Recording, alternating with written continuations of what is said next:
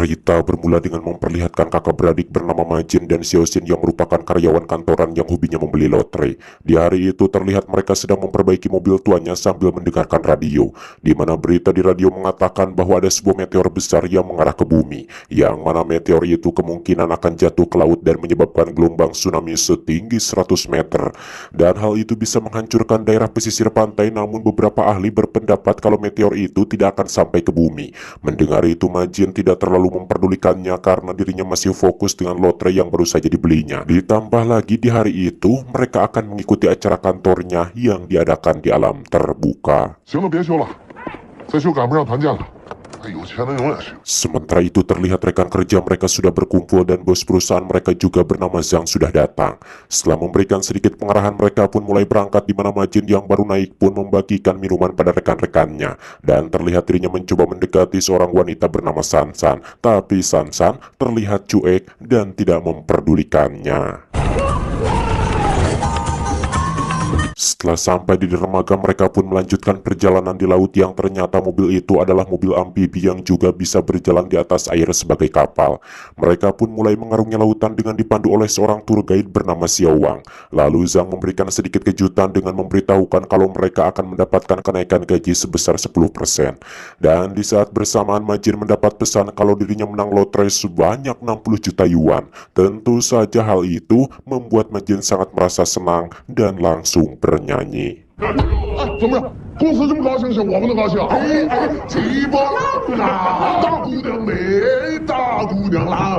Namun tiba-tiba mereka melihat di depan ada gelombang tsunami yang sangat tinggi yang kemungkinan meteor telah jatuh ke laut yang menyebabkan terjadinya tsunami.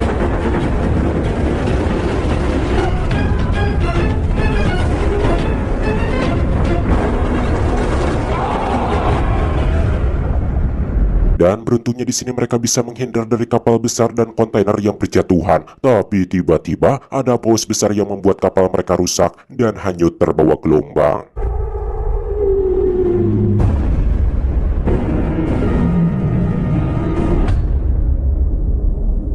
Beruntungnya gelombang itu membawa mereka hanyut ke sebuah pulau, dan mereka pun terlihat begitu panik, ditambah lagi dengan keadaan pulau yang masih badai.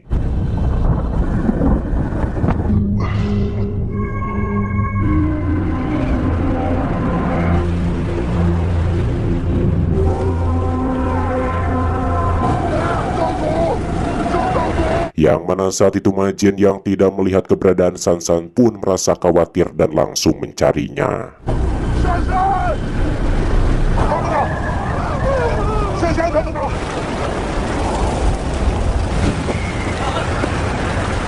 Setelah menemukan Sansan, mereka dan yang lainnya pun berlindung di sebuah gua yang ada di dekat sana.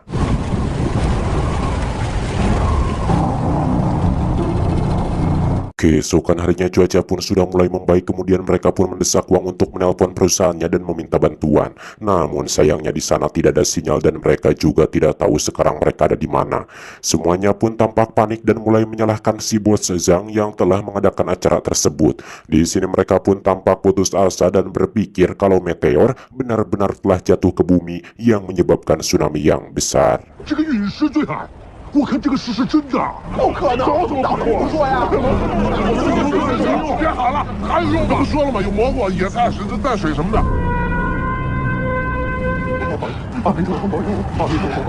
等天晴了，咱们找了路就走。 Di hari ketiga stok makanan mereka sudah mulai habis dan Wang pun mengajak mereka masuk ke dalam hutan untuk mencari air dan buah-buahan untuk dimakan. Dan saat itu beberapa dari mereka berhasil menemukan radio di mobil. Lalu dengan menggunakan kabel sebagai antena mereka pun berusaha mencari sinyal radio, tapi usaha mereka tidak membuahkan hasil karena di sana tidak ada sinyal sama sekali. Kemudian mereka pun membuat tanda SOS dari baju pelampung dan juga berusaha memperbaiki mobilnya. Tapi bukannya bagus, mobil itu justru malah mengeluarkan asap dan semakin rusak karena memang di antara mereka tidak ada yang ahli dalam memperbaiki mobil. Lalu Wang pun mengajak mereka semua untuk masuk ke gua yang lebih besar. 吃吧，吃吧，吃吧！我都没水喝了。不干活就别吃了。你脸呢？我刚才摘果的时候发现一个洞，你们谁要是愿意陪着张总？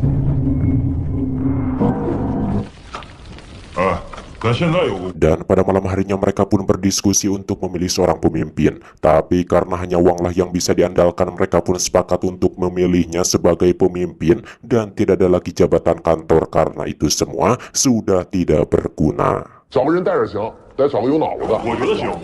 既然大家都这么信任我，那我就干。啊！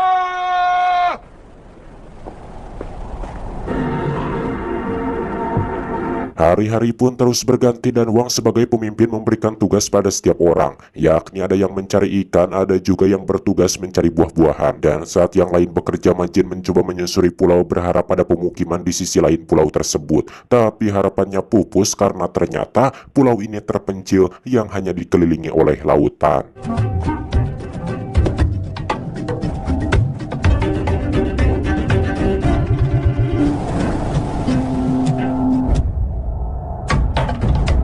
Xiao Wang yang mengetahui Majin tidak mengerjakan tugasnya, dirinya pun memarahi Majin dan menghukumnya. 哎，我是不是很笨？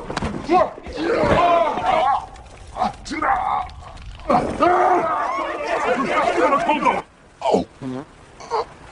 这个脖子都快断了。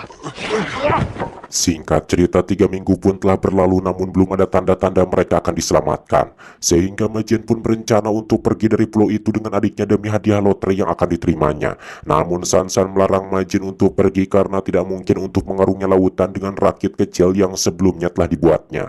Akan tetapi Majin tak menghiraukannya dan mengatakan kalau berhasil selamat, maka dirinya akan menjemput Sansan dengan kapal pesiar dari hasil lotrenya. 开着3层大游艇回来接你。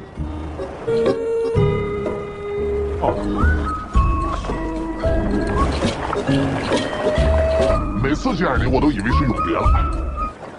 你知道我为什么就带你一个人出来吗？钱没了。 Namun dalam perjalanan mereka menemukan bangkai seekor beruang kutub. Dan di sini mereka pun sudah sangat yakin kalau dunia benar-benar sudah hancur karena tsunami kemarin. Disebabkan hal itu lalu mereka pun memutuskan untuk kembali lagi ke pulau. Dan di sini mereka semua pun terlihat semakin putus asa. Bahkan si bos Zhang menangis memandangi foto istri dan anaknya lalu membuang semua uangnya karena itu semua sudah tidak ada artinya lagi. 给我闭嘴！4级费9周列。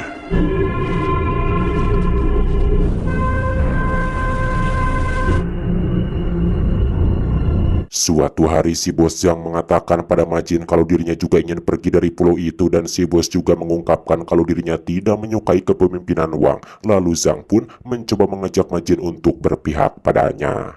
找一流的人合作，时机是可以创造的。一天，后来那跟头翻呢？操！ Malam harinya bos Zhang mengajukan pendapatnya untuk membuat kelompok baru dan berpisah dari kepemimpinan Wang, yang mana si bos Zhang menjanjikan pada kelompoknya akan mengusahakan pergi dari pulau itu. Berbeda dengan Wang yang hanya memikirkan cara bertahan hidup dan tidak memikirkan cara untuk pergi dari pulau tersebut. 我们怎么活呀？再活回树上去？我们不能就此倾覆掉。好，还是肚子更重要。谁能告诉我？老师，你要是愿意去死， Akhirnya beberapa orang pun setuju dengan Zhang dan pergi keluar dari gua mencari tempat yang baru. Awalnya mereka menemukan sebuah bangkai kapal kecil, tapi tidak jauh dari sana mereka berhasil menemukan bangkai kapal besar dan berencana untuk tinggal di dalamnya. 这太厉害了吧！感谢各位的信任啊！哎，你们看，这里有渔网哎，好大，这把有希望。 Yang mana di kapal itu mereka menemukan sebuah jaring dan memakainya untuk menjaring ikan, dan sekarang mereka sudah tidak kekurangan makanan lagi. 我也要吃肉。学的够快，你不学？我这学的你还挺快的。 Suatu hari Majin mencoba mendatangi Sansan yang masih bertahan dengan kelompok Wang, yang mana dirinya memberikan ikan dan mengajak Sansan berjalan-jalan ke kapal yang telah mereka temukan. Namun sialnya di sini mereka tidak imprudent seperti yang kalian inginkan karena sepertinya mereka masih saling malu.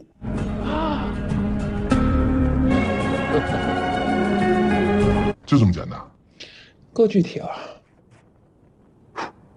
Beberapa Beberapa hari kemudian Majin mendesak Bos Zhang dan menanyakan kapan serta bagaimana cara mereka untuk pulang. Tapi ternyata selama ini si Bos Zhang tidak benar-benar merencanakan untuk pulang. Dan Majin yang merasa dibohongi pun memutuskan untuk pergi dan tinggal di bangkai kapal kecil bersama adiknya. 让他们走，走。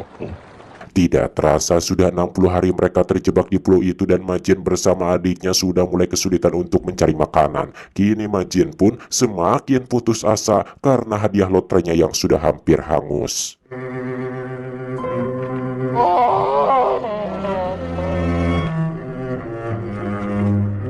Sementara itu kelompok Wang masih hidup di dalam gua seperti orang primitif, sedangkan kelompok si Bos terlihat lebih sejahtera dengan alat yang mereka temukan di kapal. Beberapa hari kemudian Majin dan adiknya menemui si Bos Zhang dan mencoba meminjam jaring ikan, tapi tanpa disangka mereka malah dipukuli hingga bebek belur karena sebelumnya Majin beserta adiknya sudah memutuskan pergi dari sana. 你别放开！我哎，陈宇啊，给我鱼什么？不要鱼了，不要鱼了！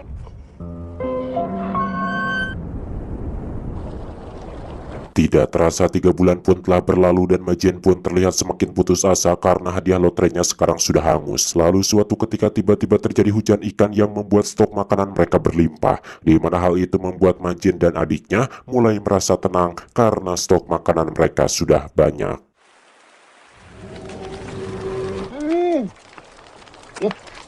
你看漂不漂亮？像不像圣诞树？不回这一区，报不了这个仇了。 Lalu Majin pun mencoba mendekati Wang dan memanas-manasi Wang dengan Bos Zhang hingga kelompok Wang dan kelompok Bos Zhang pun terlibat perselisihan dan saling memperebutkan wilayah di sana. Sementara dari kejauhan terlihat Majin dan adiknya memperhatikan mereka dan perkelahian itu pun berlangsung hingga malam. 在干嘛呢？别打！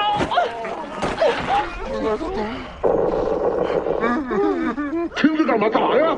Rupanya itu adalah rencana yang telah dibuat oleh Majin agar dirinya bisa menyatukan mereka kembali dan tampil menjadi sosok pemimpin baru. Dan berkat pidatonya, Majin pun berhasil membuat orang setuju dan berpihak padanya. 你们想永远待在黑暗里吗？这叫新大陆！ Walaupun belum punya ide untuk pulang, tapi setidaknya mereka sudah bersatu kembali. Dengan tekad Majin yang kuat dan pengetahuan Sien tentang mesin kehidupan mereka pun kini lebih baik. Dengan menggunakan sebuah motor listrik, Sien berhasil menghidupkan ponsel mereka dan satu persatu dari mereka pun mulai bergantian untuk melihat video kenangan yang masih tersimpan di ponsel mereka. Selain itu, mereka juga membuat baju dari kain yang ditemukan di kapal, bahkan Sien juga berhasil mengalirkan listrik ke kapal dengan bantuan kincir air, yang mana mereka pun terlihat senang dan mulai menerima kehidupan baru mereka. Bahkan Majin juga berhasil mendapatkan cinta San-san, sang pujaan hatinya. 是我第一次去人事部见到你的简历照片的人。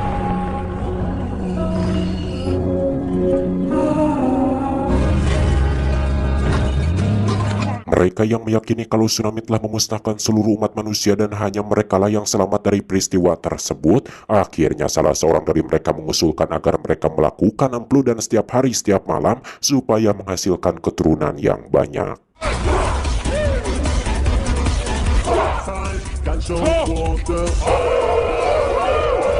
Dan suatu malam saat mereka sedang berpesta untuk kesekian kalinya, tiba-tiba mereka mendengar suara aneh dari perbukitan. Kemudian Majin, Sien, dan Wang pun mencoba mencari sumber suara tersebut. Setelah dicari tahu, ternyata itu adalah sebuah kapal pesiar yang berpesta di dekat pulau mereka. Dan di sini mereka pun menyadari kalau sebenarnya dunia baik-baik saja.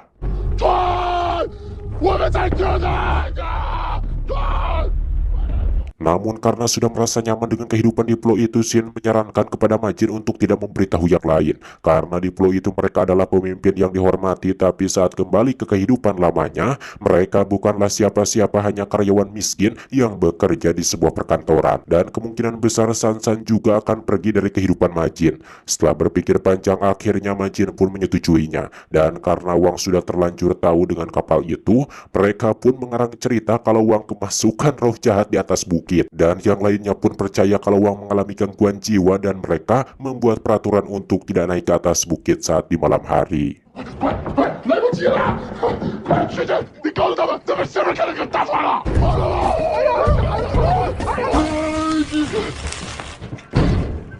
晚上不能再上山了。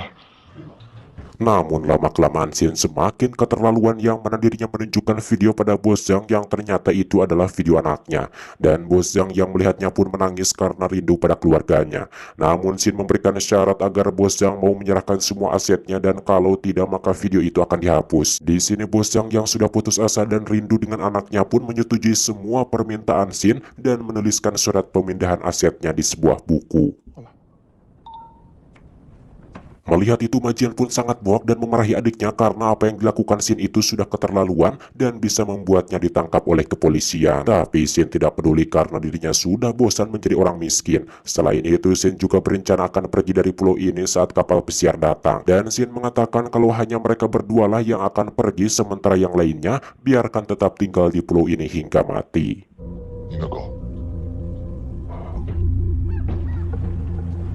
Melihat semua orang di sana sangat percaya padanya, Majian pun sangat merasa bersalah dan mencoba mendatangi Wang, lalu meminta maaf dan mereka pun mulai merencanakan sesuatu.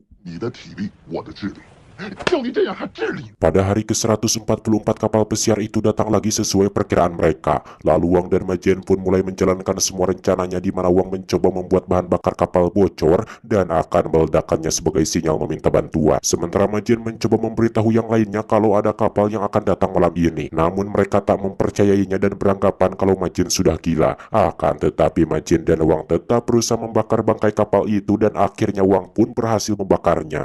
Di waktu yang bersamaan Majian juga berhasil merebut buku yang berisi surat terima aset si Bos Zhang dan membakarnya.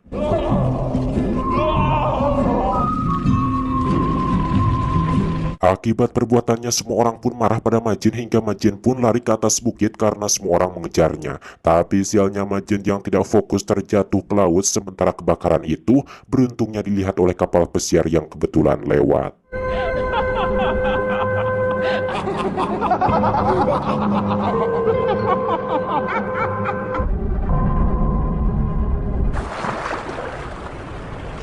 Keesokan paginya Majian tersadar tapi semua orang sudah tidak ada di sana. Namun saat melihat ke perbukitan ternyata Sansan masih di sana menunggunya. Sansan mengatakan kalau yang lainnya sudah diselamatkan terlebih dahulu. Tapi karena Majian belum ditemukan, dirinya memilih untuk menunggu sampai Majian kembali.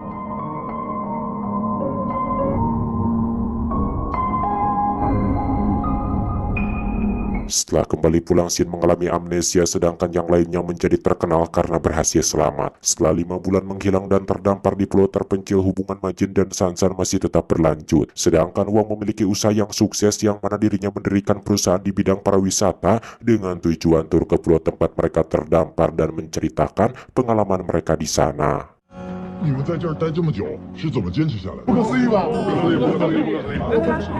Lalu film pun tamat.